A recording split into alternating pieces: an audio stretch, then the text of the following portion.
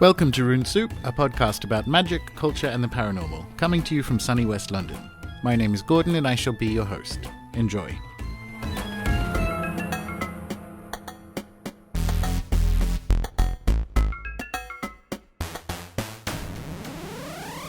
Today on Rune Soup, I am very fortunate to be speaking to UFO researcher and author, most recently of Return to Magonia, Chris Aubeck.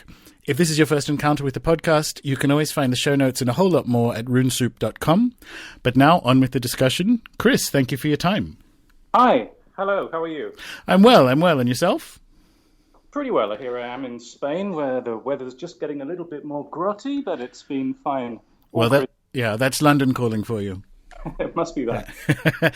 Anyway, Return to Magonia, it's a great book, Chris. I have thoroughly enjoyed it. We will definitely be talking about that, but typically with these kind of shows, we start with a more left-of-field question. Chris, were you a weird kid? Well, I was in a sense, because my parents moved house quite a lot when I was younger, so I never really had any roots anywhere. I started in London, then at the age of 2 we went to Southend, then back to London again, and then after that to Basingstoke and Southampton, and then I went to America, had my adventures there, returned to Southampton, then came to Spain. And I'd say that in a sense my life has been disconnected from not from reality, but at least from a lot of the things that my peers would have experienced. So I think, you can see that in the character of a person. Definitely. Now, when you say disconnected from a more common experience of your peers, are you referring to the kind of gypsy upbringing? I'm just thinking in my mind, you've done some work and co-published a book with Jacques Vallée, and he had UFO sightings rather that he can't explain as a small child growing up in France. And I'm wondering, are you kind of going down that direction? I wasn't, but I have had, unusual experiences which I can't explain in a sense. But that really didn't start me off, I'd say, into, on this road into ufology. I think it really began for me when I found a book, as happens to many people. And I think that triggered something in my brain, and that's what sent me along this path. But no, really, I'm referring to the fact that because I've lived in so many different places and I've had so many adventures, in a sense, there are a lot of things that I don't do. I don't watch TV. I've never had any interest in sport. I don't drive a car, and so on and so on. So it's like a lot of things which I would probably have done if I'd, been living amongst the same people for a long period of time and seen how people grew up doing this sort of thing. And in a sense, that's something that freed me and enabled me to focus so much on other activities, which has been research and writing and so on. So what you're saying, Chris, is you're still a weird kid? Oh, yes. Yeah. I'll always be one. Well, you're very welcome here. That's interesting. What was the book that you found that started you on this journey? It was a very nasty, mangy paperback version of Return to the Stars by Eric von Daniken, his second book. It was one of these old sphere paperback things, slightly pink cover, creased, that I found on a market stall. I think it was in Enfield. Every Saturday I'd go there to look for Marvel comics. I was like, I don't know how old, 13, I suppose. And one day this book just emerged, sort of sat there, and I thought, oh, that's interesting. So I picked that up and I got into it. It looked quite interesting how von Daniken started interpreting ancient myths and tried to make sense of it all from a 20th century point of view. So that appealed to me because at that point I was reading plenty of science fiction, so it fitted into my general worldview, I suppose. So again, what were your favorite Marvel comics, and can you remember some of the science fiction you were reading as a kid? Again, that's one of the sort of recurring motifs on the show.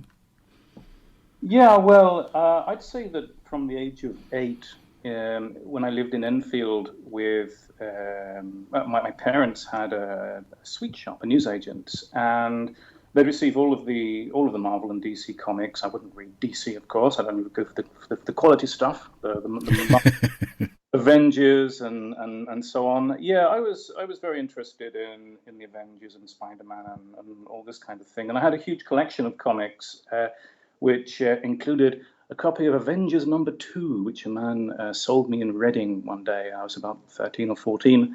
And I had all of these stored in a space above my wardrobe when we were living in Basingstoke. And unfortunately, my secret rat, because I had a rat, but my mother wouldn't let me have one, ate them all, or at least ate quite a lot of them, or big chunks out of all of them. And so I lost most of my collection that way. But yeah, they had a big influence on me, from an early age.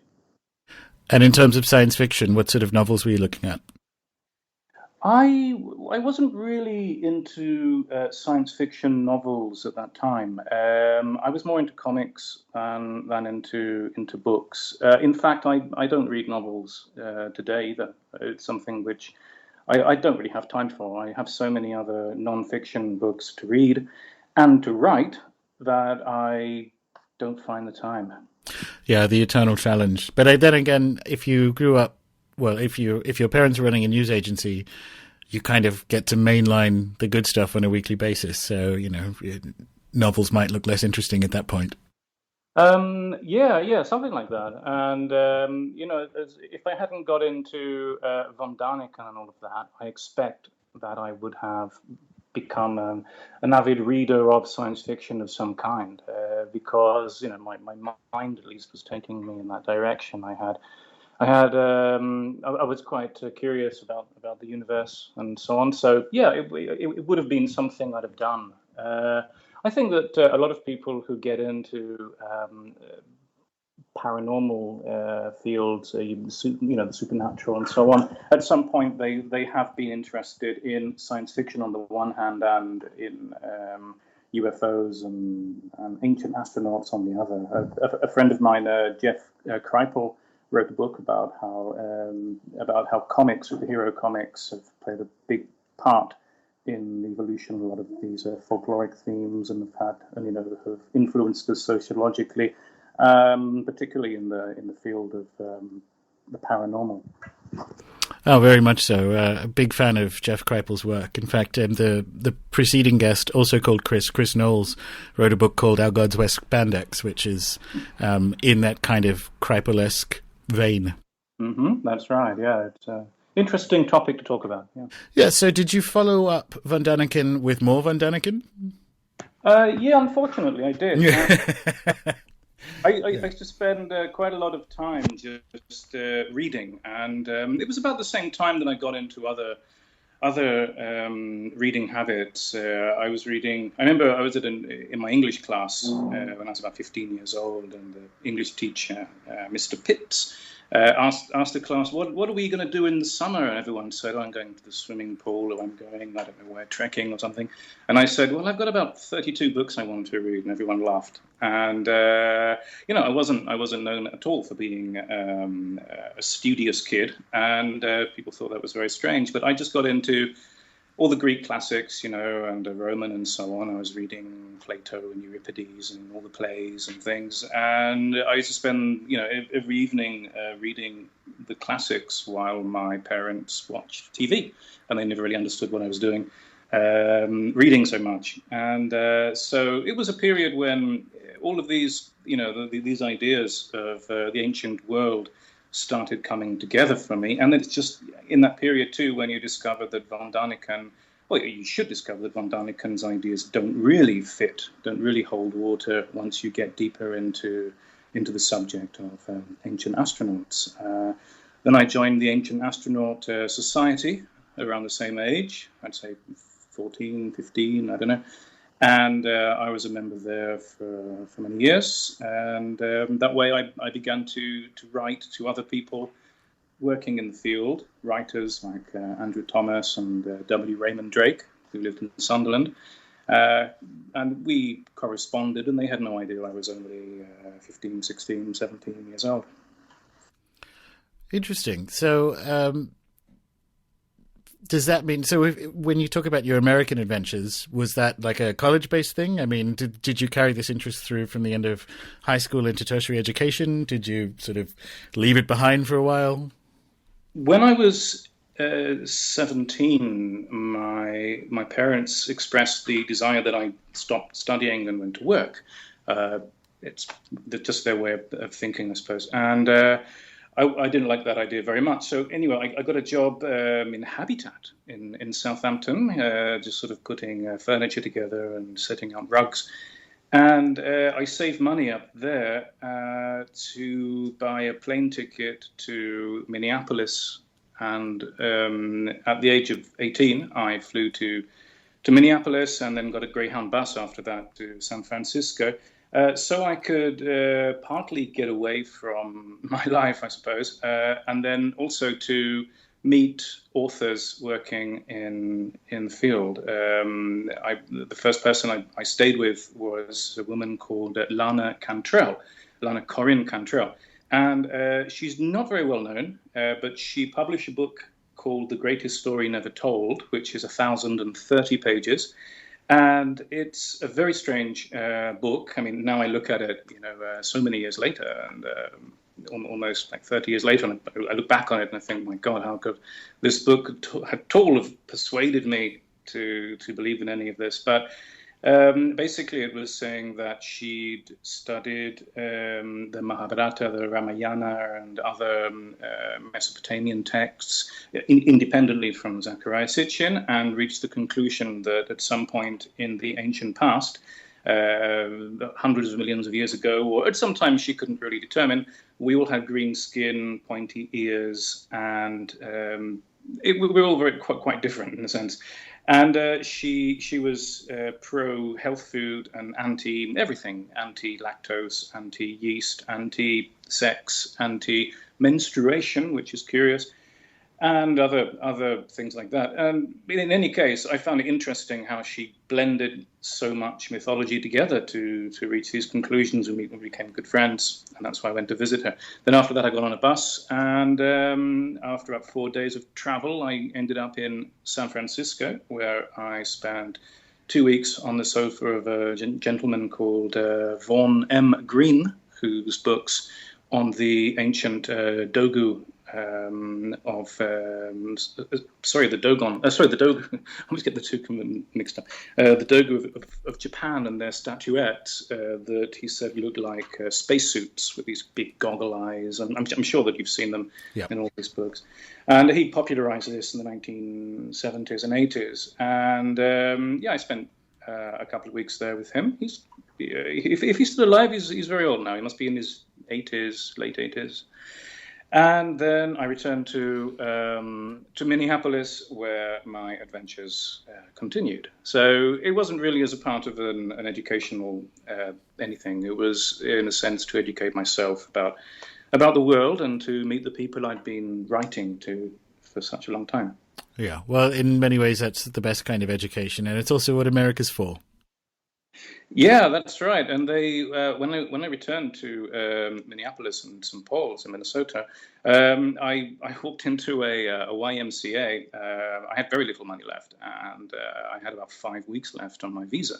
So I thought, well, I'd probably be able to afford to spend the next 5 weeks in this youth hostel. And this guy behind the counter said to me, well, if you spend a few nights here, they're going to rob you, rape you, and murder you. So maybe you should find somewhere else to sleep. And I said, well, I don't know what to do. I got 5 weeks left on my visa. I don't really want to go home yet. And he said, well, why don't you come back to my place? I said, okay, which is something I wouldn't have done. And he was very kind. He took me back to his place, which was a massive duplex. And it was a place where alcoholics could live together to sort of dry themselves out, as they called it, or something. And it wasn't a dingy or dark place. It was a very nice, joyous, clean place. Very nice people. A lot of them were businessmen and this kind of thing. And they sort of lived together for a period of time, all paid by the American government. And he said, you take a room, which is what I did. And I spent a few weeks there. And I had some surreal moments there too. But, it gave me the impression that Americans can be very friendly. And whenever I've returned to America, I've had the same impression again. Nice one. So the your kind of journey into this material began in a very ancient mysteries AAT sense, rather than, shall we say, working backwards from 1947. That's right. Yeah, in a sense, I worked forwards. So I started with the most ancient things and tried to make sense of it to myself. Fortunately, I became academically interested in mythology and folklore and ancient history, because otherwise I'd probably have been stuck with ancient astronaut writers forever. But because, the deeper you get into ancient mysteries, the more you realize that a lot of it makes a lot of sense. So, in the sense that, for example, Zachariah Sitchin and these people have tried to obfuscate the problem quite often by inventing texts or faking things and so on. So as long as you keep up to date on the latest discoveries in the ancient world, and you become academically interested in ancient languages and so on, I think that you can do it without going completely around the bend. So tell us that journey from kind of not only consuming popular AAT information, but even hanging out with AAT authors, to getting to that sort of, is it just a natural evolution that what you end up kind of self-teaching yourself mythology and finding the right sort of academics and the preferred translations and that kind of thing? Yeah, I think it happened at the same time. While I was getting interested in von Daniken type things, and then becoming less interested in them and becoming more interested in how it was possible that he could have reached these conclusions based on his material, through a friend of mine called Mark Connor, then in Southampton, who was very academically inclined, I became interested in discussing mythology and ancient history and ruins and so on in general, without any supernatural angle or dimension to it. So what happened was that I began sort of penetrating the murky world of ancient astronaut writers and looking for any kind of evidence that they might have been right. I'd spent at least 3 or 4 years reading up on all these topics, and I wanted to justify to myself having spent so much time on it. And then, I just realized that there's nothing new under the sun, and that practically everything that von Daniken had already, had written about in his books had already been talked about, a long time before that. So it sort of opened my eyes to build a chronology of the ancient astronaut field that goes right back to the beginning of the 19th century. And because at the same time I became interested in the scientific method, I realized that, of course, it's not a good idea to come up with a theory and then look for proof. You've got to do it in the other order. You've got to start with evidence of something and see if that takes you towards a theory of, in this case, ancient astronauts. See, it's interesting. I kind of resonate completely with what you're saying there. And in my case, I don't know if you retain any residual affection for von Daniken, if only for opening the door. But I think that way about people like Sitchin, whose work hasn't, for a variety of reasons, stood the test of time. But these researchers looked at a corpus of information and said, there's actually a question here. And that I kind of retain affection.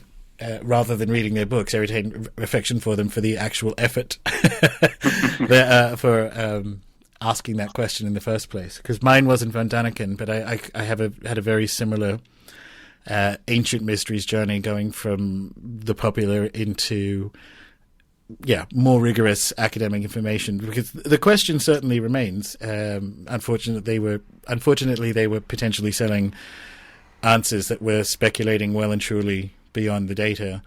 Anyway, yeah, that's true. And then the thing is, there's a sort of general I don't want to call it ignorance, it sounds too negative. People just don't know the past of the ancient astronaut theory. I mean, it really began in about 1823 in France. They started speculating that possibly a planet in our solar system had blown up, and that the pieces of that civilization had scattered across the world as UPARTs, and that our ancestors had been aliens, and so on and so on. And they came up with this theory. I mean, throughout the 1820s, 1830s, 1840s, you can see it again and again in books dedicated to this subject. So you can call those ancient astronaut books.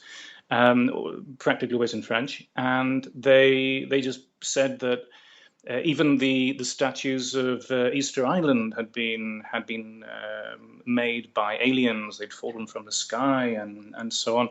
Then when you reach the 1870s, a guy called Dufresne, another French writer, presented to, I think it was some kind of the Paris Academy of Sciences or something like that, the theory that Australia itself, the whole continent, had fallen from the sky as an asteroid into the Pacific Ocean in ancient times. And in that way, it explained not only how the fauna and flora of the continent could be so different from what we find in the rest of the world.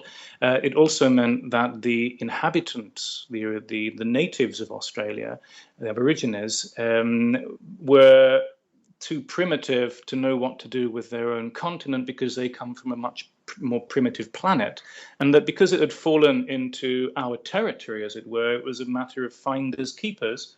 And so Australia really belonged to the Europeans because it had fallen from the sky into their territory. So when you look back on all these theories of the 19th century, you realize that there's been a continuity of the existence of ancient astronauts as a hypothesis to explain mysteries of the past. And most of it comes from a period when people were rather racist and believed that the Europeans were a superior civilization who had every right in the world to conquer other lands. Well, that sort of perspective, the Eurocentric perspective of the hypothesis or possibility of extraterrestrials, runs through late 19th century mysticism and fiction as well. And yeah, you're right. I mean, people, I think, are potentially ignorant isn't the wrong word. I guess they don't have the full context for the length of time people have been playing around with this idea. But you even had the New York Times talking about in the 30s burning pie onto the grasslands in Eurasia to sort of signal that intelligent people were on Earth to the people who were building the canals on Mars. So it's not even like the ideas were aberrant or weird to start with. They fell under the canon. They briefly fell under the canon of science. It's just that science was quite dodgy in the 19th century.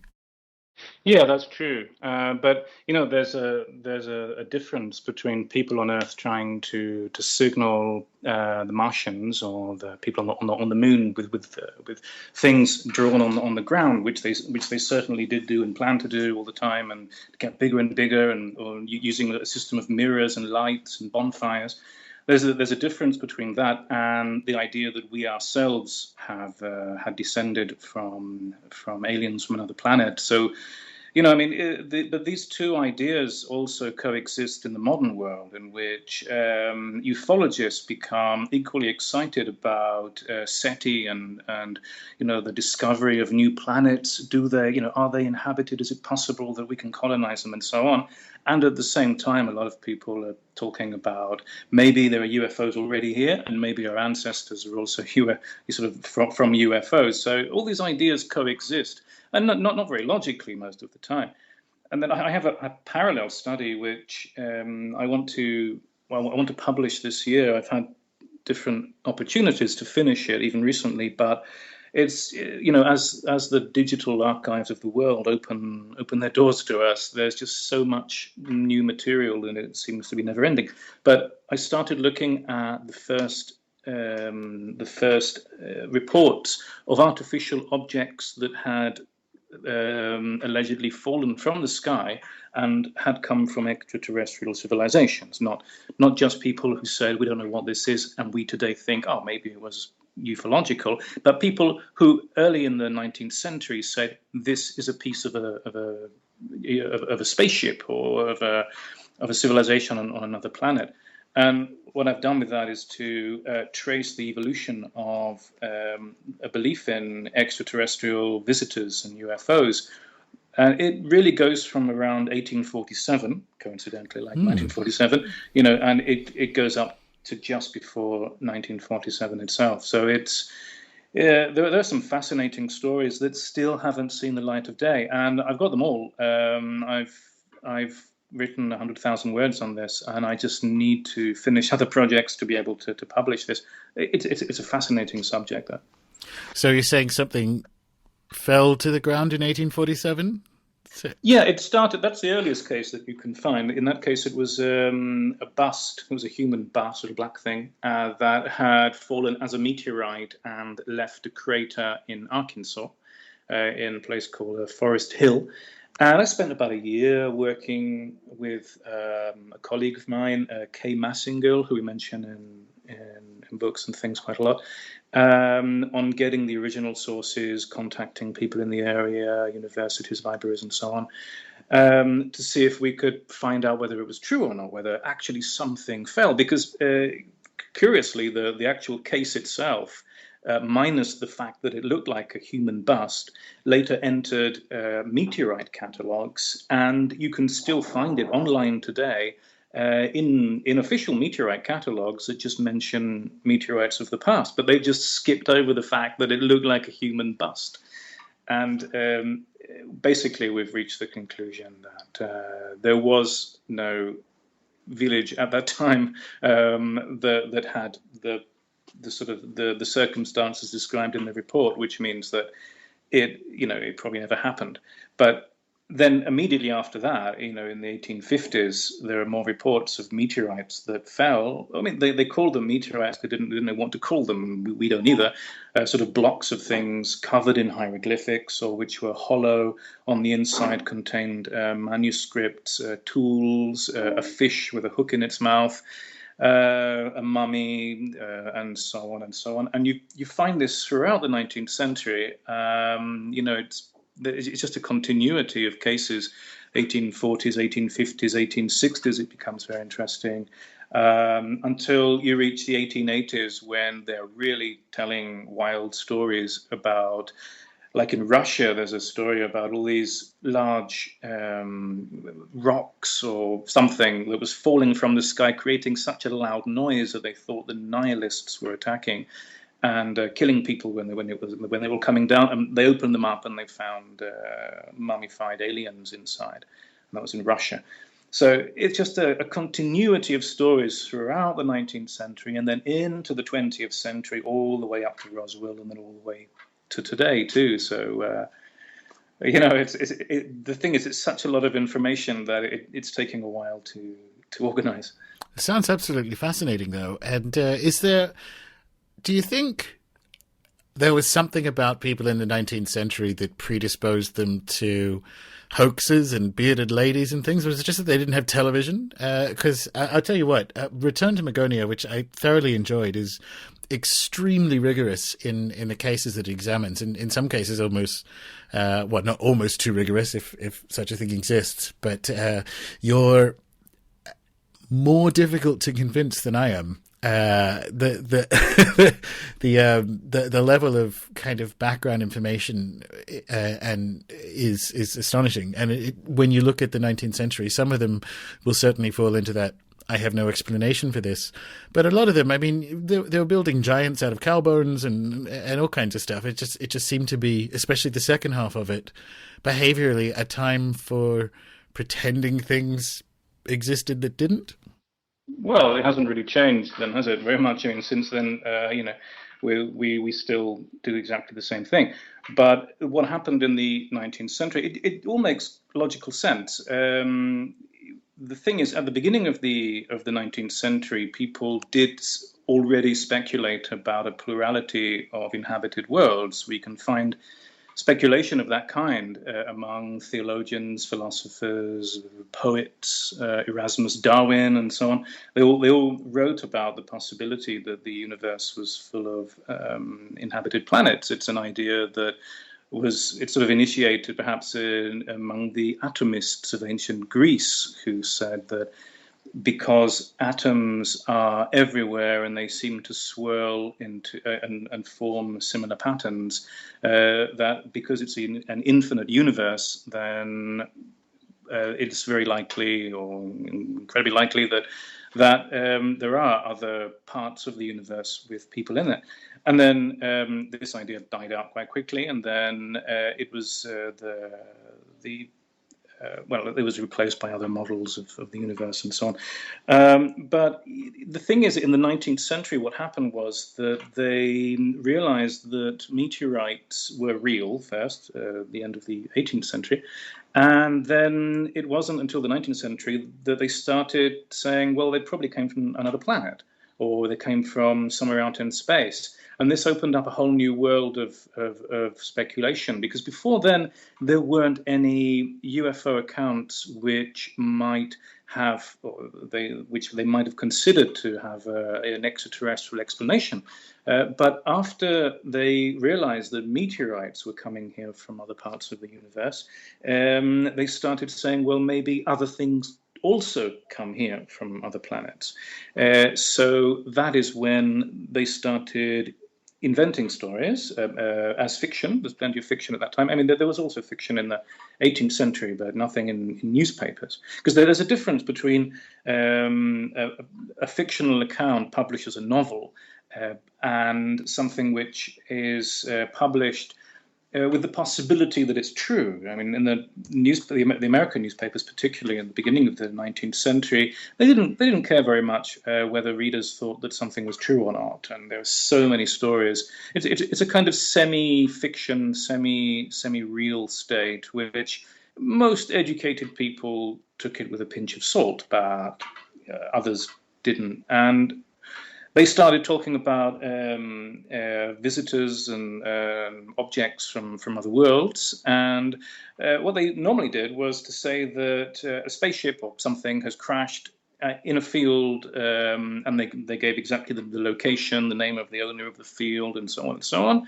And if anyone wants to see it, they can jolly go and see it. And so they actually went and they actually sent people out to the field to have a look. When they got there was nothing, of course. And they said, oh, we spent all day trying to get here, because at that time there wasn't public transport, obviously. And but then, of course, the local bars and hotels would have had better business for it, which is very similar to what happens in the crop circle phenomenon, in England the last few decades. People go off to a field, they see a crop circle. Who knows what it is? Most of the time it turns out to be fake. But the local businesses have a great time selling beer. So this is what happened a lot at the beginning of the 19th century. And it was a time when there was no way to check details without visiting a place, and no one lived long enough to visit every place that they mentioned or that they read about in articles. So it was a time of credulity. And the written word was still something seen, I wouldn't say sacred, but it was certainly seen as evidence of something real. So people often took it as kosher when it wasn't always. So this is the reason why it all started in the 19th century. Nice one. Returning to the sort of biographical story, how did you end up in Spain? Was that more adventuring? Yeah. Well, I was in the States, and then I returned to England. Then I couldn't find a job immediately, so I went into Burger King, where I was working for about a year. And there I met two Spanish people who said, why don't you come and visit us one day in Spain? And when I left Burger King in Southampton, that's exactly what I did. I got on a ferry at Portsmouth, and it took me to Cherbourg in France, and then I hitchhiked I got to Madrid. I hitchhiked, got trains and so on, and I ended up in a place called Cáceres in Extremadura, which is a small town, a beautiful town, ancient medieval city. And because of the university there, I began giving private classes to people. I was only 19 years old myself. Then I thought, well, I'm going to go to India or Africa or somewhere like that. So I hitchhiked to Malaga, which is very close to where I'm living now. And there I was mugged, and I spent 7 weeks sleeping in the street. After which I returned to Cáceres somehow, and I started a life there which lasted for 10 years before I moved to Madrid. Yeah, definitely an adventure. Yeah, and it is these things which, they open your eyes to the world and to new realities. And I suppose it's one of the reasons why I've been able to disassociate myself from a lot of the trappings of modern living, which probably wouldn't give me enough time to do my research. Oh, I absolutely hear that. Speaking of your research, then, let's talk about Return to Magonia. The book opens with a collection of encounters during the English Civil War. This interested me, I guess, because in Wonders in the Sky and in some of, say, Dr. Vallet's earlier work, there's indications that these phenomena are associated with times of social change or potential social change, like obviously during war and so on.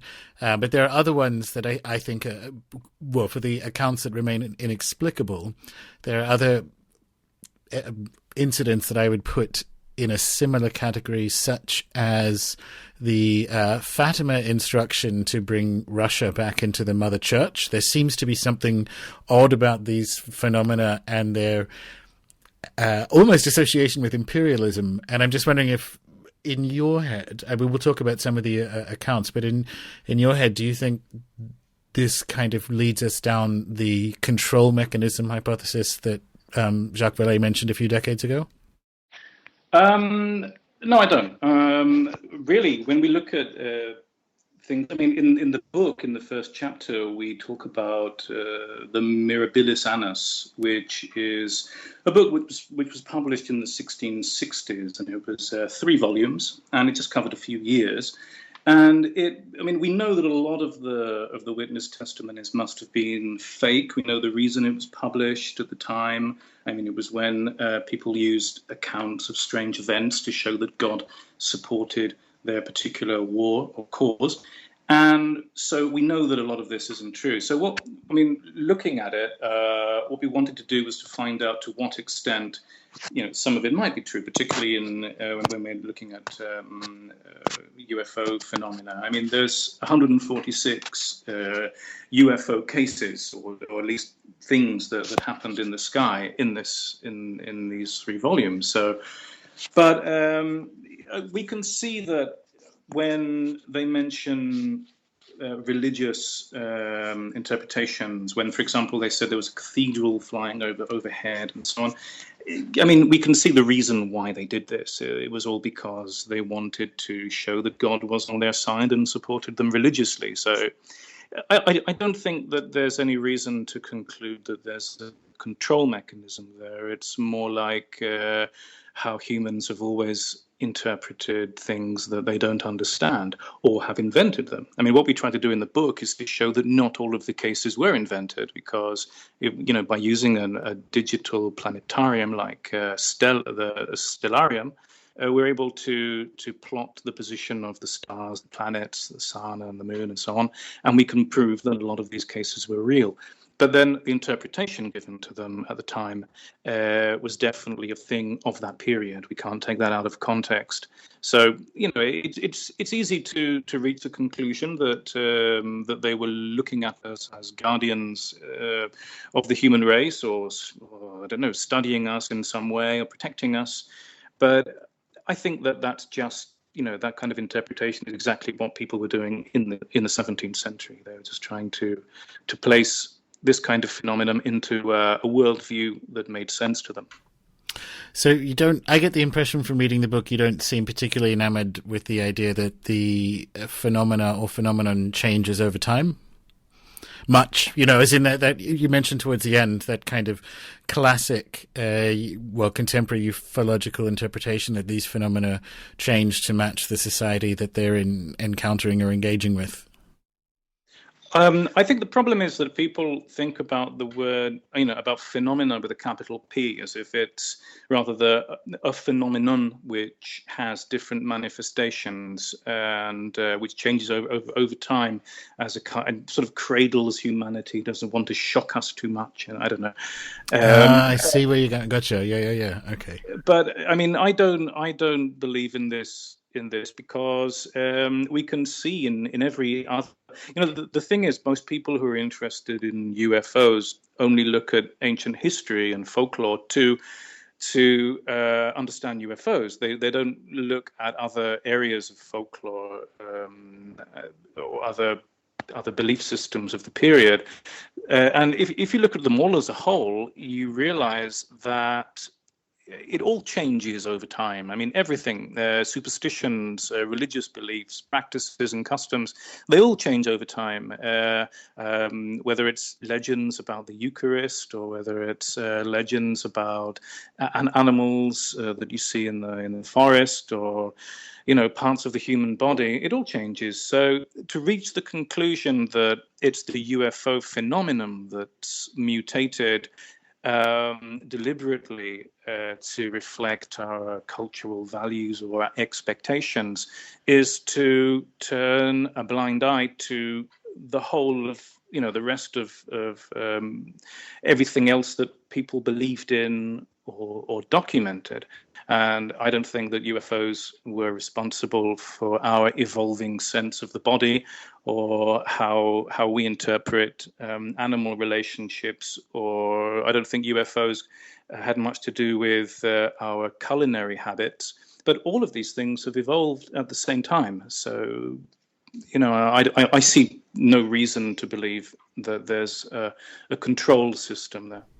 I see. Now I understand where you're going with that. So it was more about distancing yourself from it as not more about, it's distancing yourself from it as a explanatory system, especially as some of the more interesting encounters that are described in the book do demonstrate some continuity. Like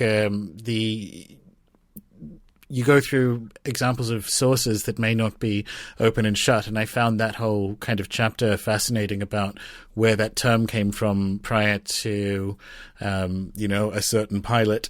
And I thought that was good. And like the electric disc one, the electric disc event or encounter was a good example of, well, hang on, so there is something that remains inexplicable. And it was, I tell you what, at a macro level, let me describe it this way. What I thoroughly enjoyed about the book was the recontextualizing of how we would commonly think about these terms over time. And it's very well done. But anyway, do you want to talk through the saucer piece? The one about the luminous disc? Yes. Or are you referring to the names flying? Well, I don't know. Do you want to keep some secret bits for the book? Do we want to talk about where the sort of story of the term flying saucer comes from? Well, what we did, about 10 years ago now, when I started using newspaper archives, I wanted to see whether any of the terminology used in ufology predates 1947, because if we've really been seeing the same thing for such a long time, then people might have come up with the same terms. So, and of course, I don't deny it in any moment that strange things go on. I mean, the book is built on the basis that there are anomalies. That things happen. Simply, I don't have a vision of this as other authors that they're here controlling us and so on. We look at this as a scientific anomaly. So I just want to make that clear in case people think that it was I'm debunking something. Gosh. No, we're going to carry on. We're going to get onto some of the cool ones. I'm from Newcastle, Australia, which is just near Morpeth, where probably my favorite account in the book is. But we'll get onto that. Carry on with the source of discussion. Well, anyway, I was just saying that while I was doing these digital searches, I realized that the word flying saucer came up from right at the beginning of the 20th century, which obviously I thought this must be a problem with the digital archive I'm looking at. They've got the dates wrong, and it wasn't. Simply that flying saucers was a term invented for trap shooting.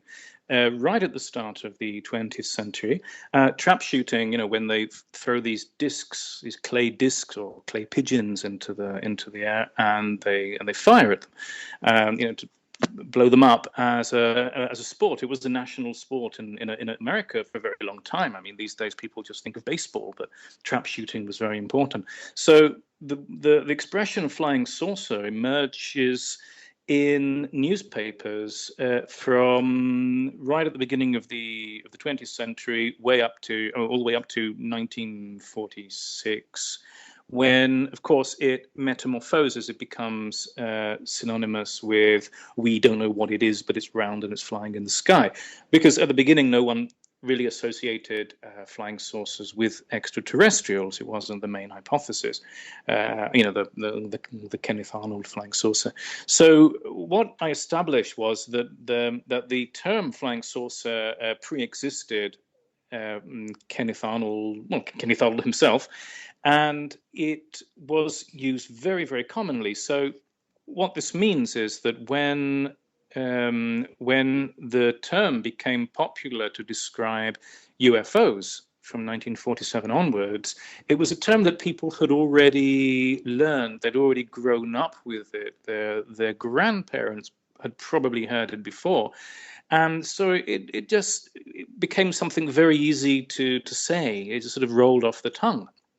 And what we find is that even in cases where the UFO was star-shaped or diamond-shaped, or it looked like a cube or a box, or had sticks sticking out of it, people continued to call them a flying saucer because it was a generic label, and it was such an easy thing to remember because it already existed. And of course, this influenced later reports of UFOs, because when other people heard, oh, they're seeing flying saucers, even if it was a triangular or boomerang-shaped thing, they would say, oh, I saw one too. What did it look like? Oh, it looked like a saucer, really?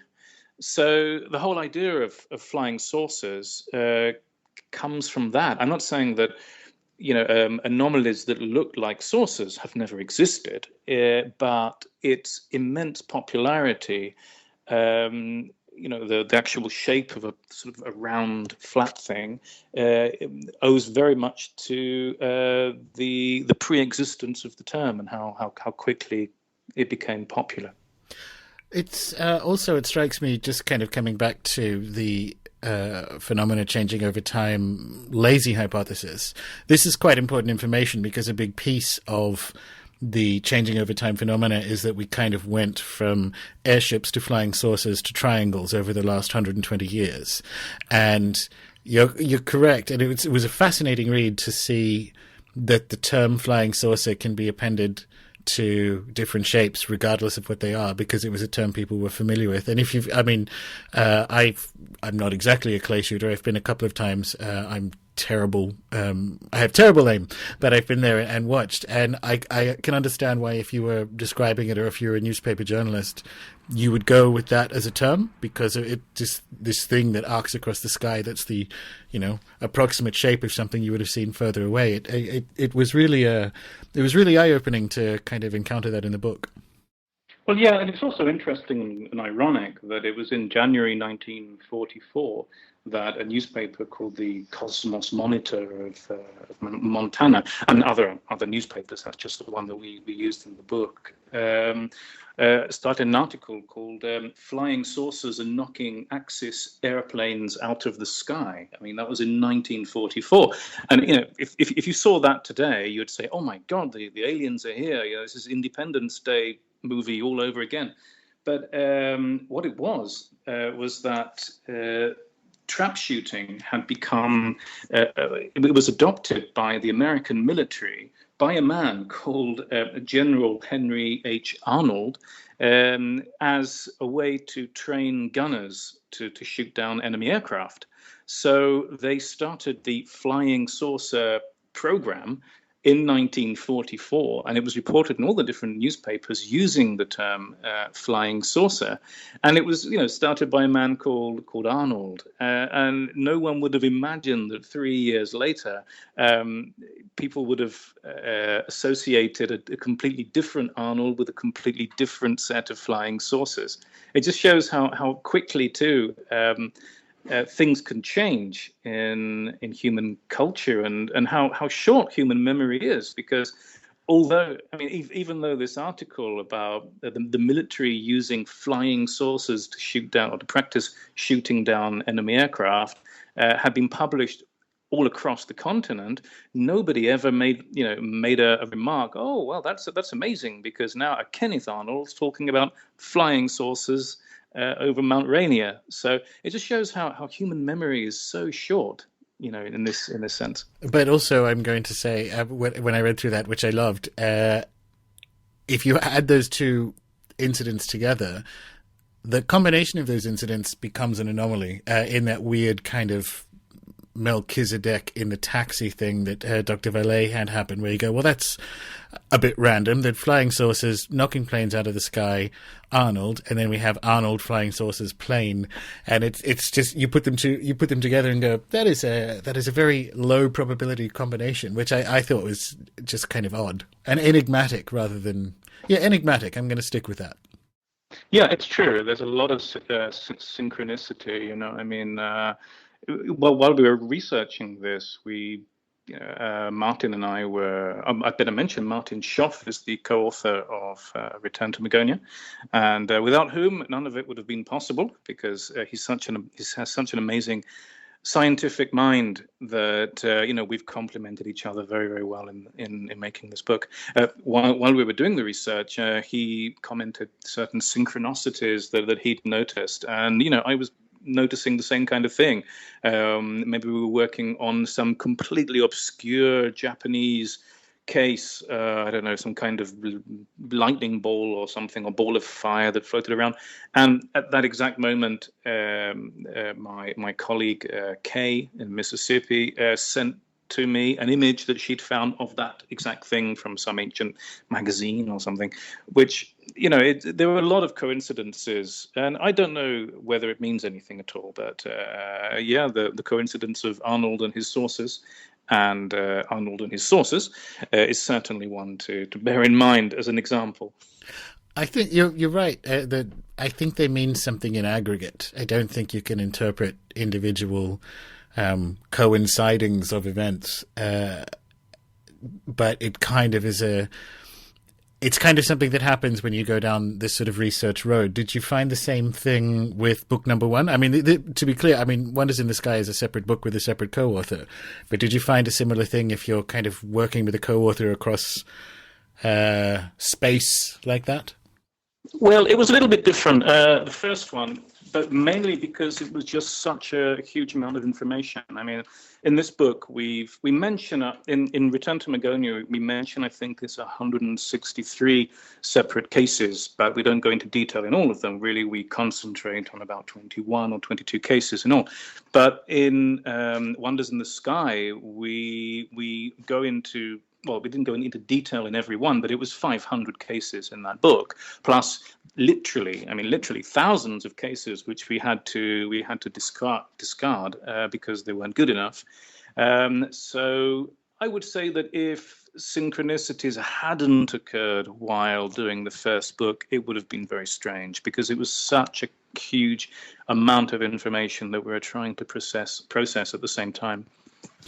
It's interesting. I'm towards the end of reading Dr. Vallée's journals, and so towards the end of, so I must be almost done with volume 2.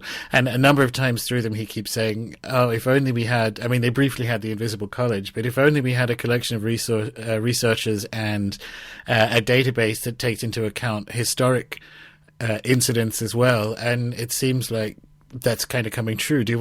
Shall we talk about the project or collection of researchers you sort of MC?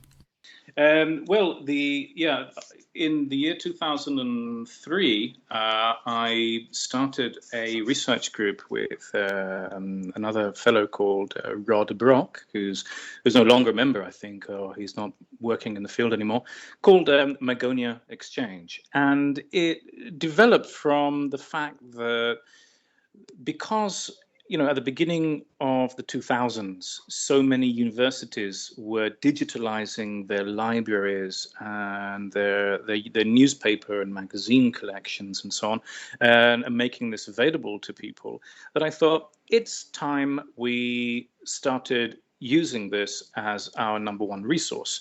Plus the fact that it seems all UFO writers, from Jerry Clark to everybody really, Eddie Bullard, and so on, have a lot of material which maybe they haven't published, or they published it many, many years ago. People have documents decaying in cardboard boxes in the attic or under their beds or in drawers, and it's of no use to anybody there. It needed to be amassed and put together in such a way that everybody could access it. And so what I thought was to begin a kind of crowdsourcing project. This was years and years before crowdsourcing became a word. But by building a network of people who were willing to exchange what they had at home and to find new material, we could build a massive archive of our own. And of course, it focused on pre-1947 reports, because it was the only period that you could say was never contaminated by the media, or at least not to the extent that it is today. So this started in April 2003. It wasn't on Yahoo originally. It wasn't a different paid site, but we decided to make it completely free, because the problem is if you're asking people to donate money to a project, it causes some kind of friction. There are people who won't join because they don't have any money, or they don't want to pay, they don't want to use a credit card on the internet, and these projects normally collapse sooner or later. So we use Yahoo to make it completely free, and it worked very well. It started with about 10 members, I suppose, and these days it's got over 100. It fluctuates. And over the last 12, 13 years, we've collected more than 30,000 items, which we don't really comment on in the group. We prefer to use the group just to exchange them. So you find something, whether it's in your files on internet or in some digital archive, you make a copy, you upload it to the group, and everyone receives one. And it works very well. And of course, 30,000 items and more, and it grows. The number grows every month, every week. It's almost unmanageable, which is why I need to find a system to put it all into a database. But it does give you a very detailed, very clear view of how these areas, these of the supernatural, of UFOs, and so on, developed over time. It shows you how it all started, where the roots are of current abduction or UFO crash lore, where the roots are in the 19th century.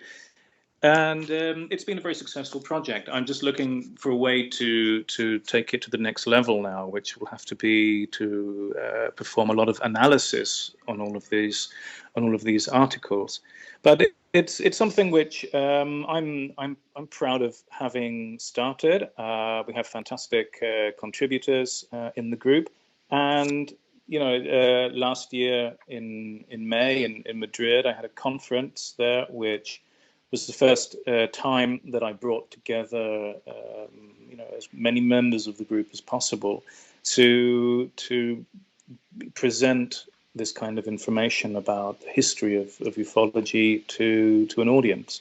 So yeah, it's worked quite well. What was the thinking behind the conference? Is it time? Are we looking at the slim possibility that ufology can lift itself up out of its moribund state? Yeah, I mean, the thing is, I think that ufology is quite stagnant. I think we all agree that ufology doesn't really go anywhere. it's always been full of people saying, the truth is just round the corner, or the government's just about to announce something. It never ever happens. It's exactly the same as people saying that the world's going to end on the 20th of April or whatever. It never actually happens. So it's something which we all realize that ufology has a future, in the sense that UFOs will always be seen. It has a present, but we're also aware that it has a massive past, and it has a past which is, in my opinion, it's a lot richer and more interesting than its present, in the sense that it goes well beyond 1947 and back into the into ancient times. So I think that the future of ufology has to be a study of its history, to see where it all came from, what used to go on, whether things are really so new as they seem today, and maybe that will help us make predictions about where it's going from now. In fact, it does help us make that kind of prediction. You can predict a lot of the wilder ideas in abduction law, or talked about by abduction researchers, and you can predict them because it basically parallels folklore about fairies, demons, and other supernatural creatures. So I think this is what's going to rescue ufology from itself. I like that. And in that end, other than your own books, then who do you like? What would you recommend for people who want to sort of take the next step without having to go through the long and tortuous process of reading some of the historic books that may not have stood the test of time? It's a difficult question, and I'll tell you why. I practically never read UFO books. I don't read any UFO magazines either, or visit very frequently UFO websites. So I'm not really up to date on what's being published at the moment. But I mean, to give you an example of a book which I respect would be The Myth and Mystery of UFOs by Thomas Bullard. I mean, he's a professor of folklore. He's a folklorist. And he's done very, very good studies into the origins of UFOs without at any time debunking UFOs as a real phenomenon. So I would say if someone really wants to get into UFOs in this way, they should start with a book by Thomas Bullard. Nice one. Returning to your own book. It strikes me, maybe I'm biased as a reader, but it strikes me that some of the best cases in it are Australian. I particularly like the Morpeth one because, as I said, I grew up in Newcastle, so we would... Morpeth was a place you'd go on weekends. They have, little tea rooms, and it's 19th century historic main road, that kind of thing. But that, do you want to sort of tell the incident? And I think you're right. I think Inwaliwa sounds like a farm or station name. Just looking at it, it sounds vaguely familiar. But that one was, I think, one of my favorites. That and Thomas Inman's... Well, his whole life was, the description of it was quite interesting. But Australia, let me back it up before we talk about the case. There's a thing about Australia that it has, I think, some very compelling cases for a number of reasons. The weather, especially in the interior, is quite predictable and stable. And so you don't have the same kind of... you reduce the likelihood of having mistaken atmospheric events. I mean, you can see the sky more, so you'll see more, meteors and that kind of thing. So there's that. It's also extremely unlikely Australia has much in the way of a secret space program when it comes to contemporary accounts. So the idea that you'd be mistaking it for, Canberra's Black Project is unlikely. And then the other one is it has a collection of cultures that are very good at recording accurate stories over time. One of my favourite researchers in this area from the University of New South Wales is a guy called Dwayne Harmaker, and he examines Aboriginal myths and folklores and does a similar thing where you can you match them to software and go, well, actually, at this event, this happened. And he has tremendously interesting accounts of meteor impacts that are recorded in myth and that are thousands of years old. So you have this sort of nexus of comparatively stable weather, a lack of a Black Project's world, or at least, in the mid-20th century. I'm sure there are some toys in Pine Gap, perhaps. And also the ability to look at the story of that landscape in along a longer timeline than otherwise. And it just struck me as interesting. Obviously, I've thought about this a bit more. It struck me as interesting that some of your most compelling cases from an anomalistic point of view were Australian. Yeah, that's right. I mean, Australia has a great deal to offer in that sense. It's so many unusual things have happened there. I started collecting Fortean events in Australia in general a short time ago, and I've probably put together about 300 pages of it. I mean, going back to the mid-19th century, again, everything from ghosts to UFOs and poltergeists and everything else. And I mean, Australia is just full of so many fascinating cases, and fortunately. All these Australian newspapers from the 19th century are now available on the internet. It's one of the most interesting sources that we have available to us. I believe it's called Trove, and it's all there. It's good too because it sort of these old Australian newspapers reprinted articles from newspapers published in England and America, which we wouldn't be able to access otherwise. So, yeah, that's great. And then, of course, this case from February the 6th, 1947, which was just a few months before Arnold saw his flying saucers. There were these 5 grey oblong objects which passed overhead in Loch in South Australia. And then a few hours later, someone saw independently these 5 egg-shaped objects speeding across the sky over Port Augusta in South Australia. It's just so similar to what Kenneth Arnold saw, but it definitely predated him. There's just so much information there which we have to look at, and it's fascinating. So do you want to describe the Morpeth incident? Because I think that was one of my favourite of the... I have no answer for this anomalous, or no suggestions for this anomalous events in the book.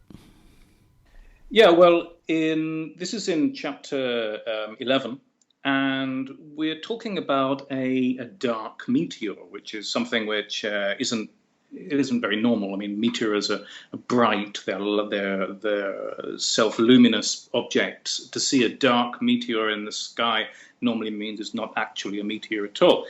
It was one morning in November 1862 when a man called Osman Middleton in Morpeth in New South Wales heard a rushing noise in the sky. He looked up and he saw this dark object that seemed to be rotating as it passed overhead. And as I said, I mean, he said it was a meteor, but meteors aren't black. And they don't look black until they reach the end of their fall through the sky. And then when they reach that stage, they pass too quickly for the human eye to see anyway.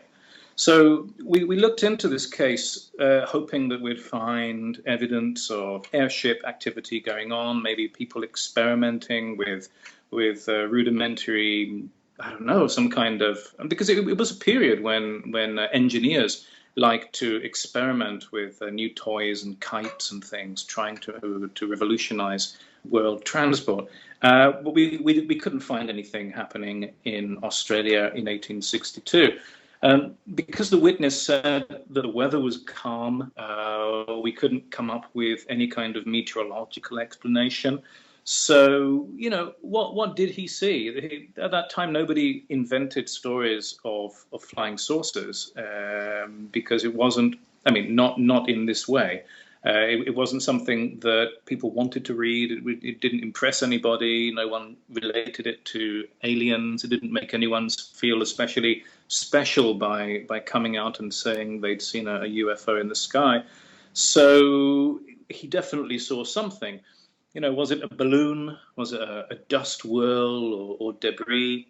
We couldn't find anything at all to explain what he saw.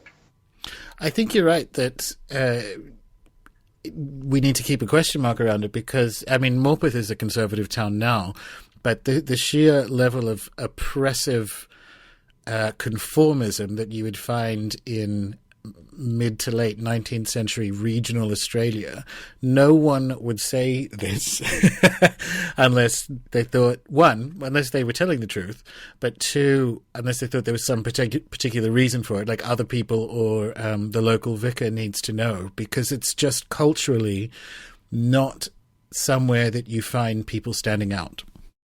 Yeah, I would agree too, because the collection of Fortean tales that I've started making from Australia shows that there was okay, I'm telling you this from memory right now without looking at my notes, but basically the first newspapers published in Australia were just before 1825, I think it was like 1818, something like that. And because they were controlled by the government, the government didn't allow newspapers to mention anything supernatural. So very occasionally it said, a ghost has been seen, but then it would explain that the ghost just turned out to be a thief. Pretending to be a ghost, or he'd entered someone's house to rob them and someone thought that it was a ghost. But they never included any supernatural accounts in newspapers. And then there was a change, and I don't remember right now what it was caused by, but it was 1825, I believe, when the original official newspaper closed down and a new independent one opened, and suddenly that opened the floodgates, and newspapers were full of Fortean accounts from that date onwards. But 1862 was only about 35 years since newspapers had started to report supernatural things. And culturally, as you say, especially older people, a teacher, a professor, they wouldn't have liked to have said that they'd seen something out of the ordinary, unless, of course, it had a meteorological explanation to it. Yeah, that one really struck me. It was very interesting. It's an odd place. I don't know if you've ever been to Australia, but especially sort of out at night, just in the bush. I'm glad you're actually compiling the Fortean information, because I've seen a reasonable amount of the world, and there is nothing quite like Australia weird. So I was very interested to see a few of those cases in there. Fred Birmingham is an interesting one, I think, in the layers of anomaly sense, because his whole life was a bit weird, but he believed God was communicating with him in dreams to build flying machines. And this is another one of the Australian cases that kind of butts up against the airships. Anyway, I'm not sure where I'm going with that one, other than I think there is definitely fertile ground in looking at that late 19th century airship piece, because it does seem to contain the anomalous component, as in the Fortean anomalous component, which is the weird dream stuff, as well as experimental technology, just in a weird repeat of the 20th century, as well as the hoaxes, as well as what have you. And it just, I think, kind of coming back to your macro point that this story goes on longer, I think that's a particularly important pivot point that I think needs a little bit more attention. Yeah, the Fred Birmingham case I found very interesting, because we're talking about an engineer called Frederick William Birmingham, who came originally from Ireland, who said that he'd seen a kind of airship in the sky, also these floating heads that accompanied it, and it apparently landed his backyard practically. This was on July the 25th, 1868. He also said it was a dream. I mean, he didn't say that it actually happened. He wasn't very sure on this point, but it was probably a dream, because he was also watching these floating heads. He was seeing the head of the Lord Bishop of Sydney and frowning at him, and the Prime Minister and so on. But he's invited inside into this ship which he calls an ark, and The pilot shows him how it's operated. He shows him how it should be built, and then he sort of sends him back into his bed, into his waking state, with the instruction to try to build one himself. And because Birmingham was an engineer, he was fascinated by this dream, and he tried to build one. And he spent the next few decades of his life trying to make the object that he'd seen, which it sort of cost him his job, his money, and absolutely everything else.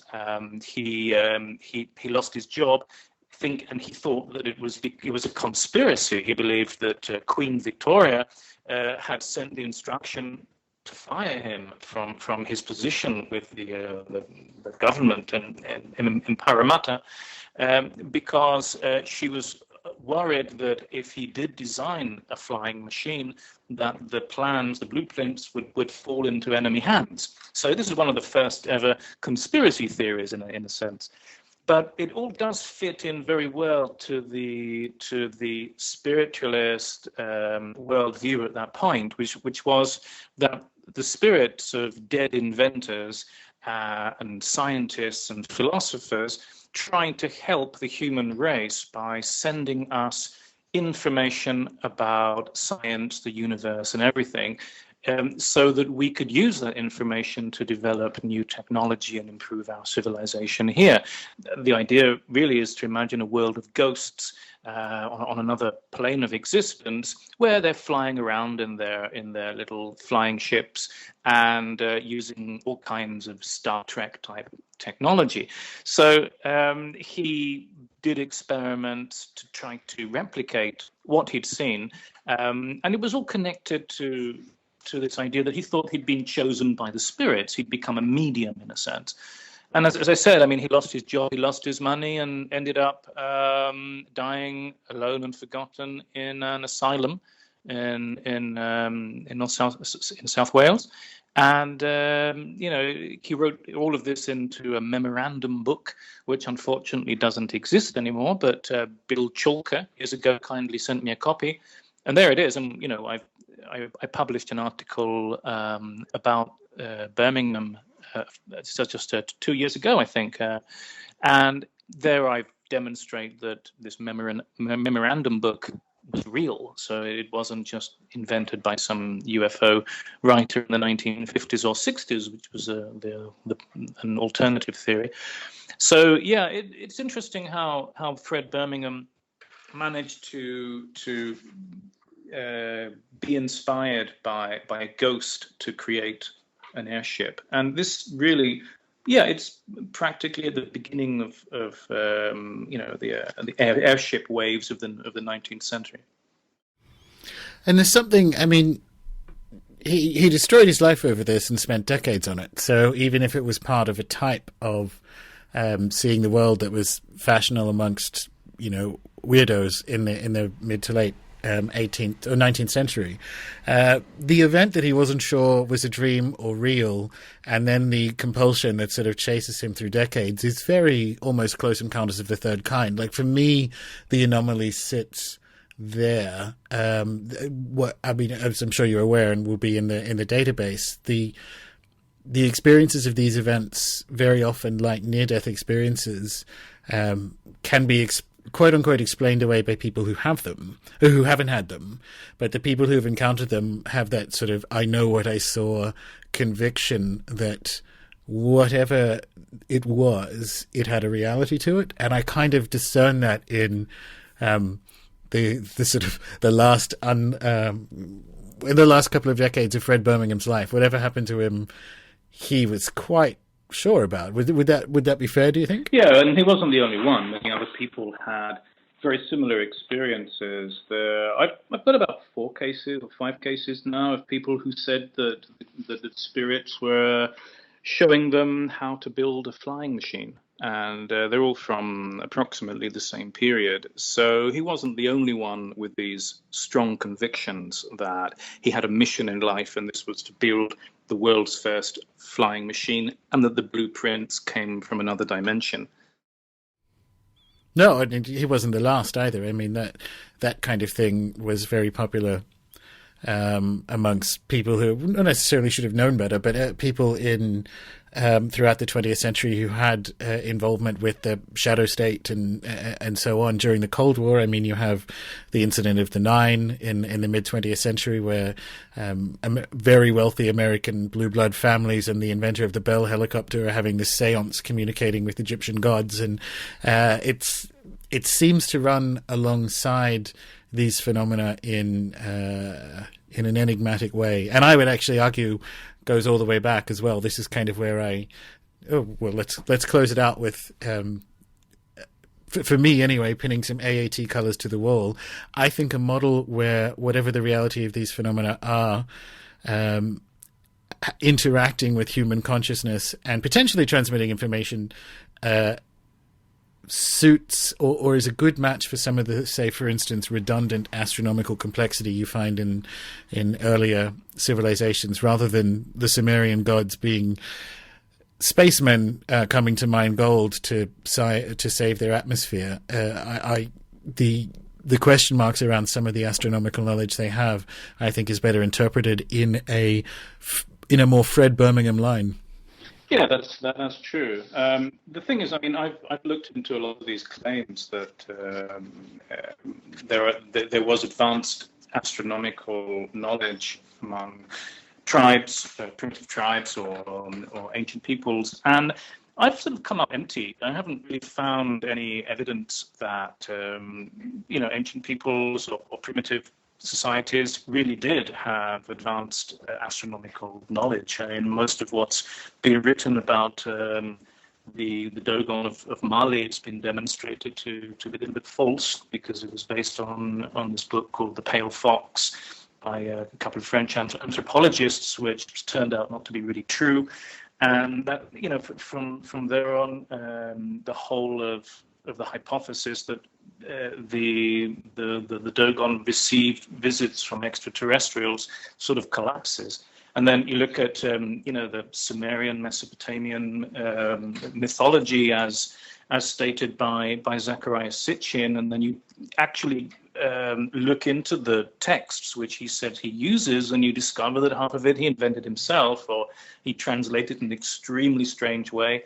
And I don't know, I never get the impression that any of these theories based on, the idea that ancient knowledge was preserved by ancient societies, scientific knowledge beyond what they should have had at the time, have rung true. I think we can agree to disagree on that. I think I would look at Dr. Thomas Brophy, who's ex-NASA and JPL's analysis of some of the sites and the sort of like Nabta Playa. I agree completely that Sitchin's stuff is based on his curious translations, but you're still left with anomalous data like the Nineveh number, which definitely records astronomical distances. And for me, the redundant complexity is not an indication that they knew things as much as it is an indication of contact, that whatever they're entangling their consciousness with, I think I can provide. I think the evidence that there is an authenticity behind what they're entangling their consciousness with comes in the redundant complexity that wasn't there. I mean, Nabta Playa has things like potentially the distances across the universe, and it was built by sort of African 10,000 BC cattle herders. So they're not known to be a spacefaring people. For me, that's the piece that I've retained from more balanced AAT research, has been that just because they didn't have spaceships means that we may need to look at another interpretation for the redundant complexity that passes muster, and I don't mean the Sitchin stuff. But you find astronomical numbers. I mean, this is kind of coming back. You find them in the Vedas, where which can lead people to write books about mankind's origins as lizards with pointy ears, which is probably, putting it mildly, is probably not correct. But nevertheless, for me, the data, there are about, and you only need one, but there are sort of a number of these data points that suggest to me question marks about what it was. I don't go down a physical extraterrestrial angle because the evidence isn't there. I'm surprisingly open to it, but the evidence is not there. But I'd look into Thomas Brophy and Nubta if you're interested in that. I'll look into it, and if I come up with something interesting to tell you, I'll let you know. Nice. As far as Sitchin's concerned, I've spent years chasing him in a way. When I give conferences, I let people know where, to what, what the state is of my investigation into the man himself. And about last year, I came across an article. Well, it was given to me sent to me by Kay Massinger, who I work with quite a lot.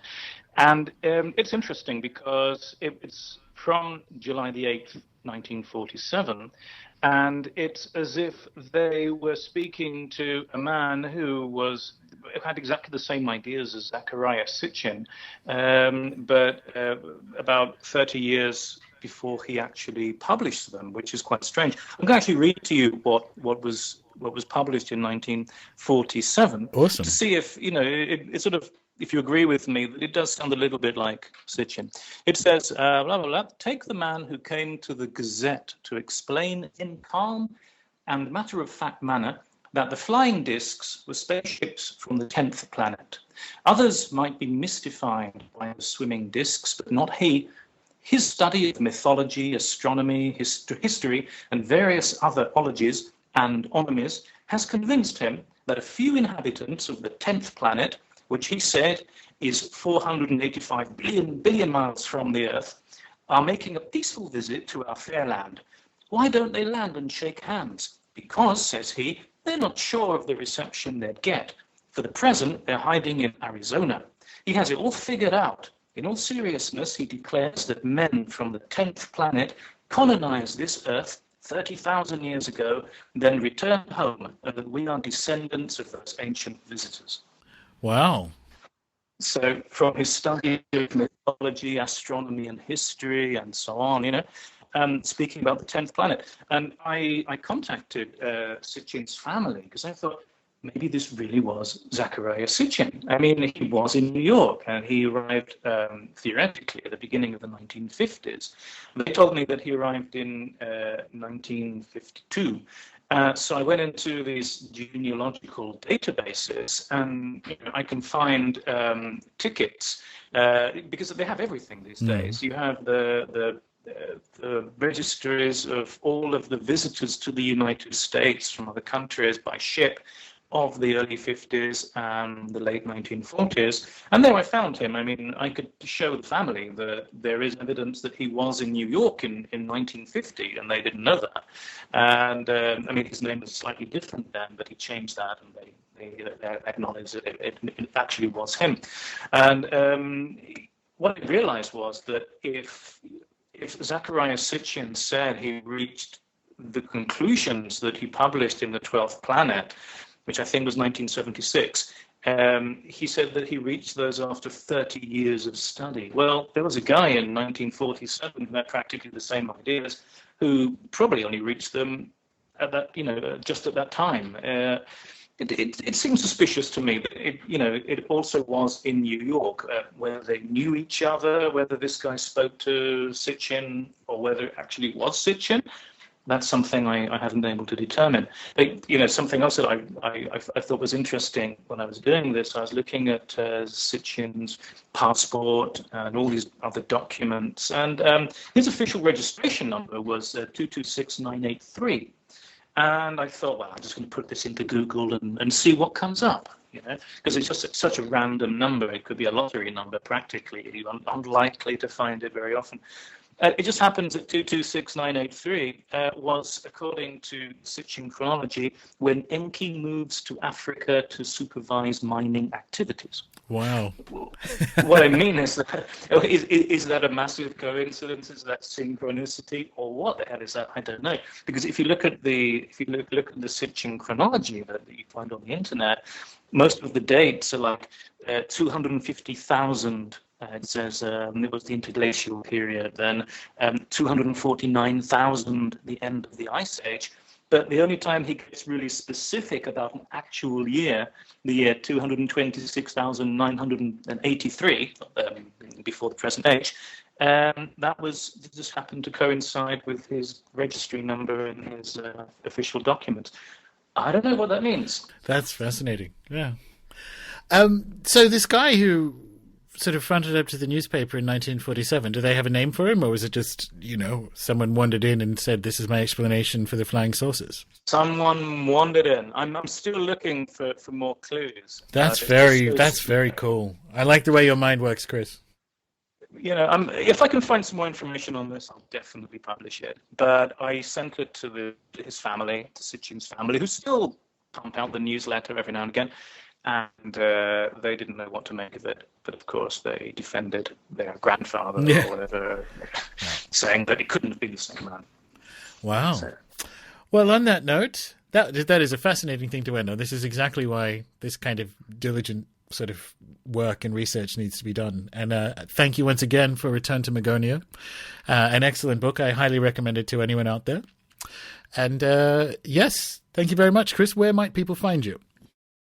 Right. Well, to find me, they can go to chrisaubeck.com, which has information about the books that I've written, and I'll add information about my next projects on there.